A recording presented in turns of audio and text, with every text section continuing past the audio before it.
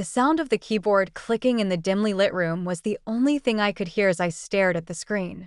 My mind raced, my hands trembled as I read the lines of code one more time. It wasn't possible. This couldn't be happening. I'd built this company from the ground up, investing blood, sweat, and tears into every line of code, every algorithm. It was my life's work, my legacy. Yet, here I was, staring at a screen that was telling me something had gone terribly wrong. My husband, the man I had trusted more than anyone else, was behind this. I had always thought he was on my side, my partner, my supporter, but as I clicked through the error logs, I saw it. The system had been tampered with. Code that I knew I hadn't written, errors I didn't recognize, all pointing to one conclusion: my husband was trying to steal my company. I couldn't understand why. The money? The power? Was it just greed, or was there something more? I had spent years creating and nurturing my $60 million tech company, but to him, it seemed to be just another target. My stomach churned as I thought about the lies, the betrayal. How could he do this to me? The thing is, he didn't just try to steal my company, he nearly destroyed everything I had worked for, and all the while I had been blind to it. He was always there, standing beside me, giving the right words of support, yet all along, he had been plotting behind my back. As I sat there, completely in shock, I realized something. This wasn't just about my company. It was about something much bigger, the trust one had given him, the marriage we had built on promises now shattered, and the security I thought we had was nothing more than an illusion. For years, I thought I had it all. A successful tech company that was quickly becoming a powerhouse in the industry, a beautiful home, and a husband who always seemed like my biggest cheerleader.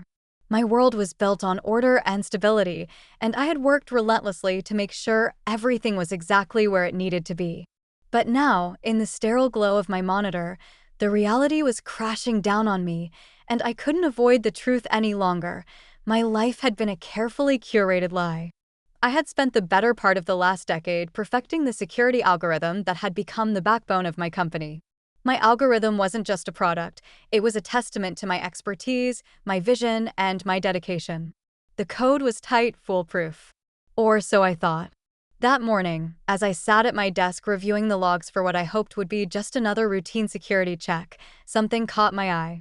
A glitch, a series of strange errors that seemed to be piling up for no reason. There was no logical explanation for it until I realized the errors weren't random at all. They were intentional. Some lines of code had been manipulated, subtly altered in a way that would be nearly impossible to detect for anyone but someone who knew exactly how the system functioned. I stared at the screen in disbelief. I knew this code better than anyone. Every variable, every function, every line of syntax, it was my creation. But now, something was deeply wrong. And as the pieces began to fall into place, it all pointed back to one person, Eric. Eric, my husband. The man I had married 5 years ago, the man I had trusted more than anyone else. We had met during the early days of my startup, and at first, it was just business.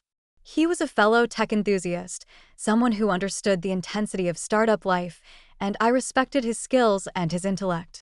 Slowly, though, things had turned personal, and we had become inseparable.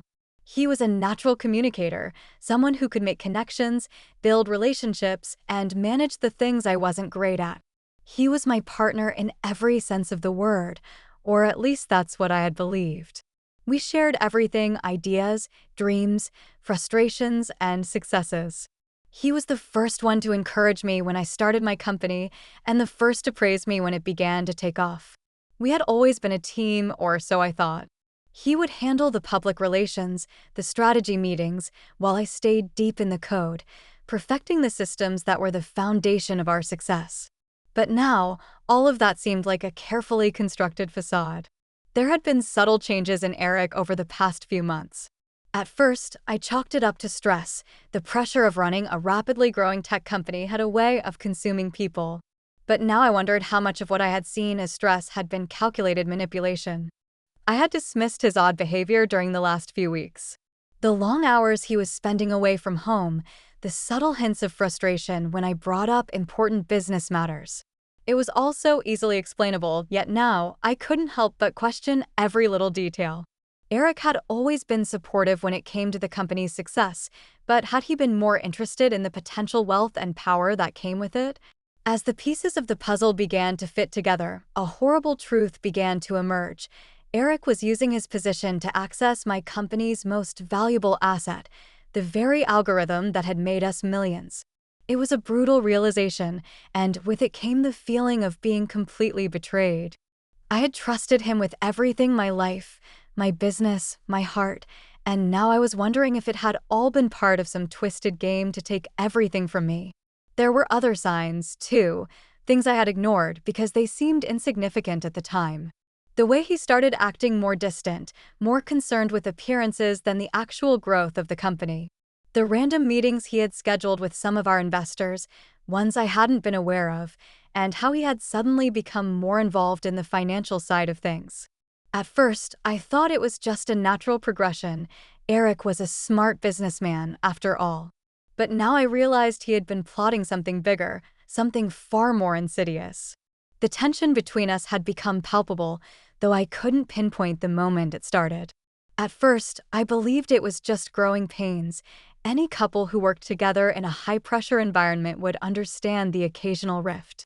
But as I dug deeper into the code, I began to see that it wasn't just about business anymore. It was personal. Eric wasn't just trying to sabotage my work, he was trying to steal my company, to take credit for what I had built. The security algorithm was the heart of my company, and if he could manipulate it, he could take over everything. It would all fall apart under his control. I felt like a fool. How could I have been so blind? We had always argued, but it had never been about anything truly important until now. The questions began to flood my mind. How long had he been planning this? Was it just about the company, or did it go deeper than that? Was he truly trying to ruin me, or was he just motivated by greed? The stakes were so high now, and the lines between personal and professional had blurred beyond recognition. My emotional turmoil was overwhelming. I didn't know if I was more angry or heartbroken, but in that moment I knew one thing: I couldn't let him destroy everything I had worked for. My company wasn't just my business, it was my identity. And if Eric thought he could steal that from me, he had another thing coming. I needed to confront him, but how? Eric had always been charming, persuasive, able to talk his way out of anything. If I accused him outright, would he deny everything? Would he try to turn it around on me, make me feel like I was the one who had failed? Or worse, would he go to the authorities, paint himself as the betrayed husband, and accuse me of trying to manipulate the system? The stakes were higher than I could have ever imagined, and the relationships I had carefully built, my marriage, my business, my team, were all in jeopardy. The only question now was how far I was willing to go to save everything I had worked for. I spent the next few days trapped in a whirlwind of confusion, disbelief, and fury. The reality of what was happening started to settle in, but with it came the overwhelming sense of helplessness. My whole life, everything I had worked so hard for, seemed to be teetering on the edge of destruction. But what terrified me most was the thought that I might not have been the only one who had been deceived. How many people could Eric manipulate with his charm, his persuasive words, his smooth demeanor? How many people, like me, had trusted him with their lives? The more I thought about it, the angrier I became. This wasn't just a business deal gone wrong. This was betrayal. It was personal. I had to act, but what could I do?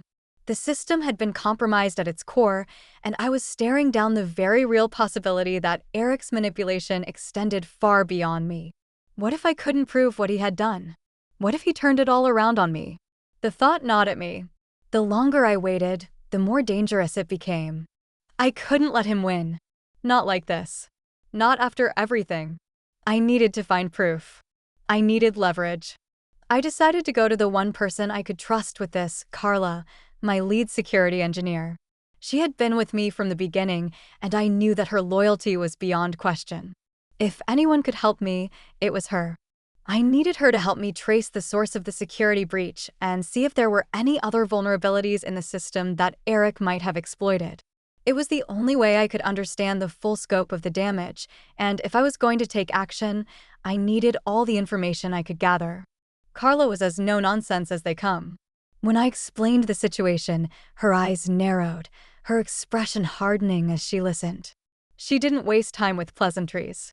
"Are you sure?" she asked, her voice steady, but there was a flicker of concern behind her eyes.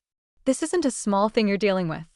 If Eric really did this, it's massive. It could bring everything down." "I know," I said, my voice shaky. I hated that I couldn't sound more confident, but I was barely holding it together. "But I need to know if I'm right." We worked together around the clock, digging through logs, running diagnostics, and trying to piece together the puzzle that was now my life. Each new piece of information was a blow to my gut. Eric had been careful. Too careful. It wasn't just a few errors here and there. It was an intricate plan, a careful manipulation of the very core of my system. Whoever had written this code knew it intimately, knew how to make it look like a glitch, a harmless mistake. But the more we dug, the more I realized how deliberate the attacks were. Every line of code, every backdoor, every subtle misstep, it was all calculated. And there was no doubt in my mind now that Eric was behind it. Carla worked tirelessly, helping me track down every trace of his digital footprints. But as the hours passed, I could see the toll it was taking on her. She was exhausted, pushing herself beyond her limits, just like I was. And I could sense the growing concern in her eyes, the worry that this was bigger than either of us had anticipated. We weren't just fighting for a company now, we were fighting for our livelihoods. If Eric succeeded in his plan, we would both be left without jobs, without everything we had built. But the stakes were higher than that. If Eric gained control of the company, he could destroy everything we had worked for. All those years of sweat, dedication, and sacrifice gone in an instant. There were moments during our late-night sessions when I thought about quitting, when the weight of the situation felt too heavy to bear. But then I would think about all the people who believed in me, all the employees whose livelihoods depended on the success of this company, and I knew I couldn't back down. I had to see this through. Days blurred together. The more we uncovered, the more sinister Eric's actions seemed. It wasn't just the code, it was everything. The subtle manipulations, the meetings he had arranged with investors behind my back, the way he had slowly started to take control of the company's direction. I realized now that he hadn't just been trying to steal my company, he had been positioning himself to take over completely. He was building his own empire within mine, all while I was distracted by the day-to-day operations. He knew how to play the long game, and he had been doing it for months. But the most chilling discovery came when we found traces of communication between Eric and a rival tech company. The emails were buried deep within the system, hidden under layers of encryption and disguised as internal memos. But they were there, undeniable evidence that he had been in contact with our competitors, feeding them inside information about our technology, our weaknesses. He had been selling us out from the inside. I felt sick. Betrayed didn't even begin to cover it. He wasn't just trying to take my company, he was actively working to destroy it. And all the while, he had been pretending to be the loving husband, the supportive partner, the one person I thought I could trust more than anyone. The more I learned, the more I realized how little I actually knew about Eric. Had I been blind all these years? Had I been so focused on building my business that I couldn't see what was happening right in front of me? I had always prided myself on being intelligent, calculating, able to make sense of complex problems, but this was something else entirely. It felt like I had been living in the dark. I wanted to confront him. I wanted to demand answers, to call him out on his lies. But I knew it wasn't that simple. He had been so careful, so calculated in his approach, that if I confronted him without the right evidence, he could easily turn the situation around. He could lie his way out of it, paint himself as the victim, and I would be left with nothing. Worse, I feared that if I made the wrong move, he could take the company and my reputation with it. It was a delicate dance now. I couldn't afford to make any missteps, not when everything I had worked for was hanging in the balance. My plan was simple: gather enough evidence, make the right calls, and then expose him for what he truly was. But I was starting to realize just how difficult that would be. I had been living in a marriage with a man who had been planning his betrayal for months, if not longer. And now it was time to face him, to see if I had the strength to fight back, to protect everything that I had worked so hard to build. The stakes had never been higher, and I wasn't about to let him win.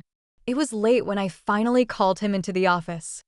I had everything I needed, every last shred of evidence, carefully compiled and cross-checked. My heart was pounding in my chest, and as the sound of Eric's footsteps echoed down the hallway toward my office, I could feel the weight of what was about to happen. The confrontation. The moment everything would come crashing down. I had no idea how he would react, but I knew one thing for sure. I wasn't backing down. The door clicked open, and there he was, wearing that same warm smile, the one that used to reassure me, the one that used to make me feel safe. But now it felt like a mask, a carefully constructed facade that hid the truth from everyone around him. The man I thought I knew had been nothing more than a stranger in disguise. "Hey," he said, leaning against the doorframe casually, his eyes glinting with that familiar charm. "What's going on? You called me in here for something." "Sit down, Eric," I said, my voice firm. I'd spent too long trying to make sense of everything. Now it was time to put all the pieces together. "We need to talk." He gave me an odd look, but he obeyed, sitting down across from me. The tension in the air was palpable, thick with unspoken words. I could see the slight nervousness in his posture, the way his fingers drummed against his leg as if he was trying to keep himself composed. But I wasn't fooled anymore. "I don't know what this is about," he began, a hint of defensiveness creeping into his tone. "But I've got a lot on my plate right now, so let's just get to it." I leaned forward, my gaze never leaving his face. "You've been playing a game, Eric. And I think it's time we stopped pretending like you're on my side." For a moment, there was nothing but silence. His smile faltered, just a fraction, and I could see the wheels turning in his mind as he tried to assess how much I knew.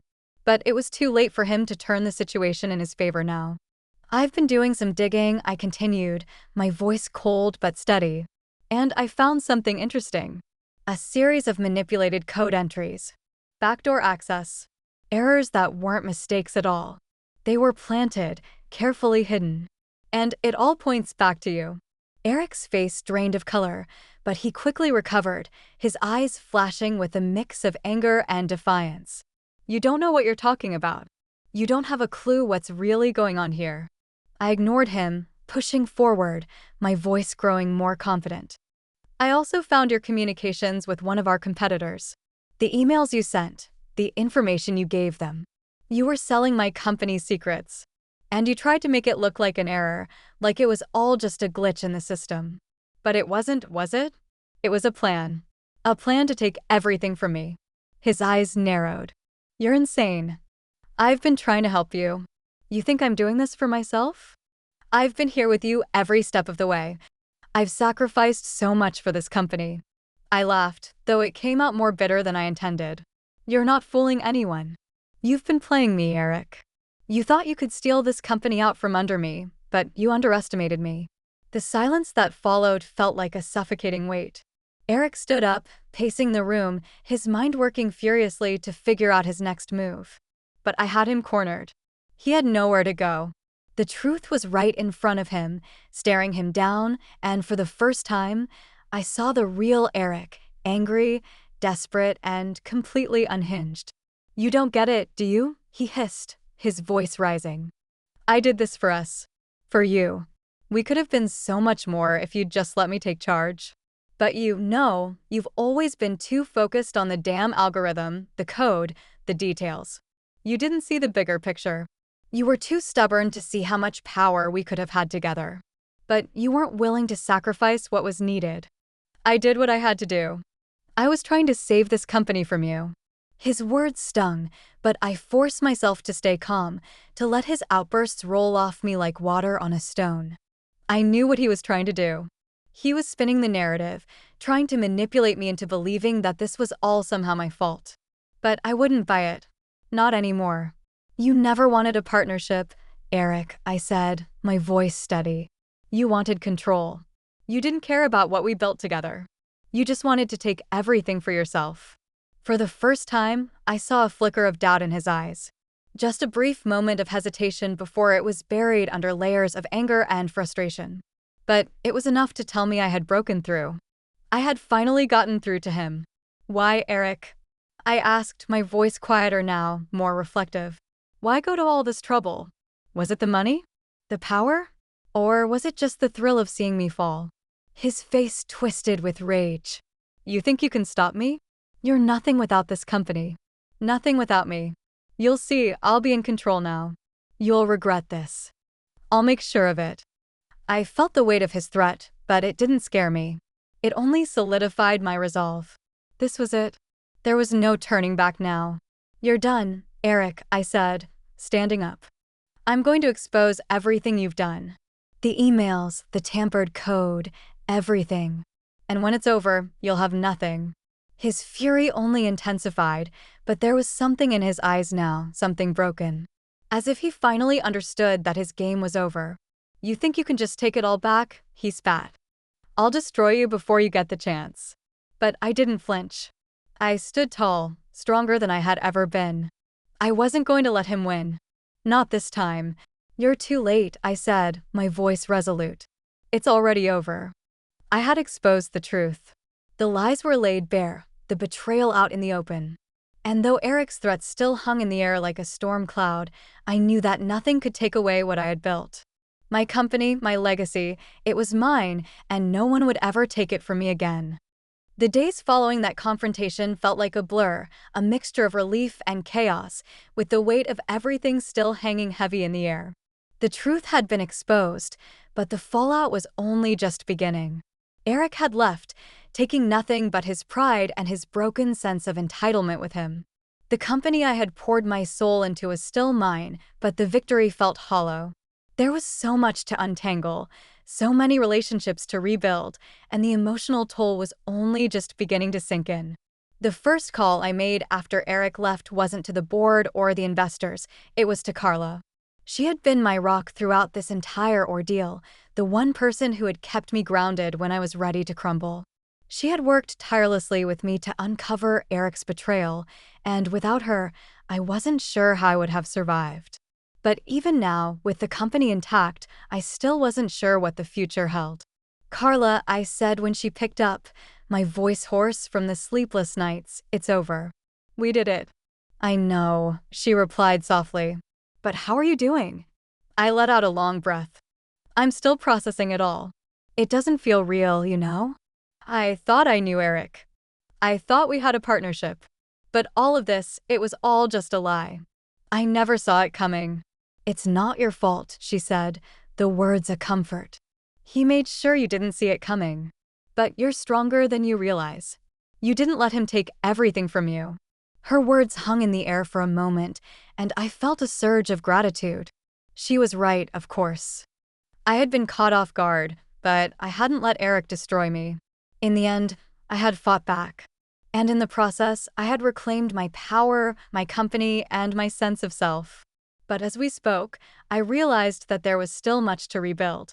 The trust one had in Eric had been shattered, and while the betrayal had been his, the emotional scars weren't something I could just erase. I had to learn to trust myself again, to believe that I could make the right decisions moving forward. I spent the next few weeks working to stabilize the company. The damage Eric had caused was significant. Clients had been lost, rumors had spread, and there was the ever-present question of how to move forward without him. But with Carla by my side, we managed to smooth over the immediate crises. We reassured our investors, restored some of the relationships that had been strained, and focused on what mattered, the integrity of the company and the people who truly believed in its mission. I also had to address the employees. The team had been caught in the crossfire of this corporate betrayal, and many of them were just as devastated as I was. I couldn't expect them to simply go back to work as if nothing had happened. We had to rebuild that sense of community, that sense of trust. I scheduled a company-wide meeting, standing before my team and addressing them honestly, letting them know what had transpired, and reaffirming my commitment to making things right. I know the past few weeks have been hard for all of us, I began, my voice shaky but firm. And I owe each and every one of you the truth. We faced a betrayal that none of us could have predicted, and it's hurt us, personally and professionally. But I want you to know that I'm not going anywhere. I'm still here, and I'm committed to you, to this company, and to what we've built together. We'll come out of this stronger. We'll rebuild. We're not done yet." The room was quiet, but I could feel the shift in the air. The tension had dissipated, replaced by a sense of resolve, a renewed sense of purpose. My team had stood by me even when things were at their darkest, and I wasn't about to let that loyalty go to waste. That night, I finally allowed myself to take a breath. The weight of the past few months had been exhausting, both physically and emotionally. But as I sat in my office, surrounded by the remnants of a war I had fought and won, I couldn't help but feel a sense of accomplishment. It hadn't been easy. It hadn't been pretty. But I had come out on top. And in that moment, I realized something important. I hadn't just fought for my company. I had fought for myself. I had reclaimed my life, my independence, and my ability to trust again, first in myself and then in the people who had stood by me through it all. It wasn't just about surviving the betrayal. It was about growing stronger because of it. I had learned that I was capable of more than I had ever imagined. That the pain, the heartbreak, the devastation, it wasn't permanent. I could heal. I could move forward. And while I would never forget the scars Eric had left, I knew they were no longer what defined me. The future was uncertain, yes. There would be challenges ahead, no doubt. But I was ready for them. The betrayal had shown me that I could weather any storm, that I had the strength and resilience to rebuild from the ground up. The company was mine, yes. But more importantly, I was mine. And nothing, no one, would take that away from me. I closed my eyes for a moment, allowing myself the peace of knowing I had won. Not just for the company, but for myself. The battle was over, and I was finally free. In the weeks that followed, life slowly began to return to normal. The company was on its way to recovery, the wounds inflicted by Eric's betrayal beginning to heal. I had learned lessons that were hard-earned and not easily forgotten, but I wasn't the same person I had been before all of this. There was a strength in me now, a clarity I had never fully realized until I was pushed to the edge. I spent more time with my team, rebuilding relationships and fostering a new sense of unity. What had once been a business fueled by ambition and blind trust was now a company built on resilience, loyalty, and the shared conviction that we could overcome anything together. The work was far from over, but it was meaningful now in a way I had never anticipated. And then there was me. I had spent years pouring myself into my company, into a vision I had created with Eric by my side. But I had never truly stopped to consider who I was beyond the code, beyond the company. The betrayal forced me to see that I wasn't just defined by my work or my relationships. I was my own person, with my own strength, my own worth. I didn't need anyone's validation to know I was capable of achieving greatness. One afternoon, as I stood on the balcony of my office overlooking the city, the weight of everything that had happened finally settled into something peaceful. The sky was clear, and the city stretched out before me like a promise of endless possibility. I thought about Eric one last time, not with anger or bitterness, but with a quiet sense of closure. He had tried to tear everything down, but he had failed. And in that failure, he had unwittingly given me the chance to rediscover my own power, my own voice. Sometimes, the things that break us are the very things that make us stronger. And as I looked out at the horizon, I knew that my journey was just beginning. The future was mine to shape, and I would shape it with purpose, with passion, and with the wisdom that only comes from having faced the darkest of moments and emerged stronger on the other side. It was over. But it was only the beginning of what was to come. And this time, I was ready.